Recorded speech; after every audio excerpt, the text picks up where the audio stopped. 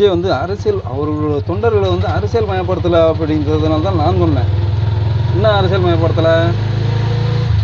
யாரையுமே பழிக்கக்கூடாது, சரிங்களா? யாரையுமே எல்லாரையுமே அனுசரித்து போனால் தான் நமக்கான ஓட்டு கிடைக்கும். அப்போ தான் நம்ம ஜெயிக்க முடியும், சரிங்களா?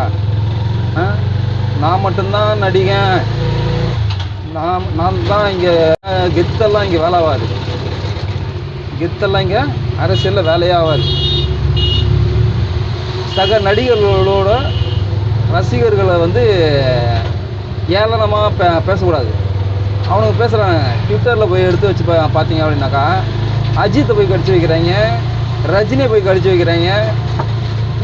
எவனாவது தப்பாக பேசிட்டான்னா அவனை கடிச்சு வைக்கிறாங்க. அவனை கடிச்சு வச்சா அவன் என்ன பண்ணுவான்? அவன் ஃபேமிலியில் இருக்கிறவனை அவனுக்கு போட வர மாட்டான்.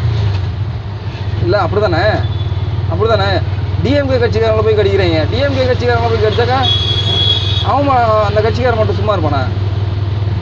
அவனும் வந்து அவன் வீட்டில் இருக்கிறவங்க எல்லாத்தையும் சொல்லுவான், இது மாதிரிலாம் பேசுகிறாங்க பண்ணாதீங்க, இது மாதிரிலாம் பேசுகிறாங்க பண்ணாதீங்க அப்படின்னு தான் சொல்லுவான். அப்புறம் ஓட்டு மட்டும் வரணும்னா எங்கேருந்து ஓட்டு வரும்? ஓட்டை தான் வரும். 4ஆம் தேதி வரைக்கும் தான் உங்கள் புளிப்பெல்லாம் இப்போ வேலை ஆகும். 4ஆம் தேதிக்கு அப்புறம்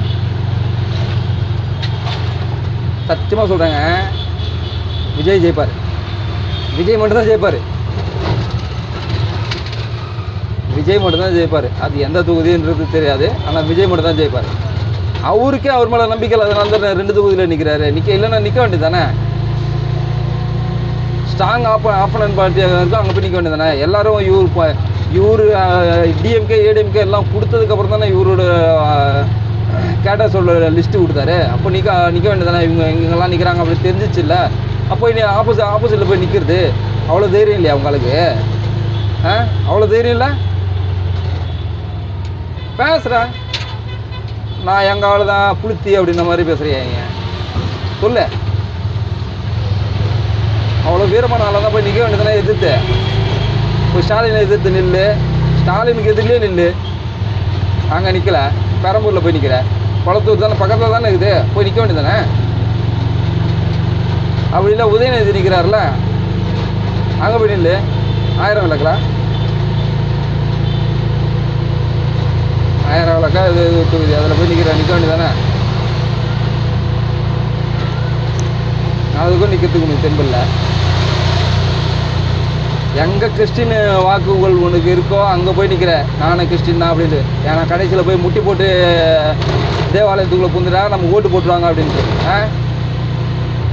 அது மாதிரிலாம் எதுவும் கிடையாதுங்க. எப்போவுமே அது மாதிரிலாம் எதுவுமே கிடையாது. இவன் போட்டுக்கிற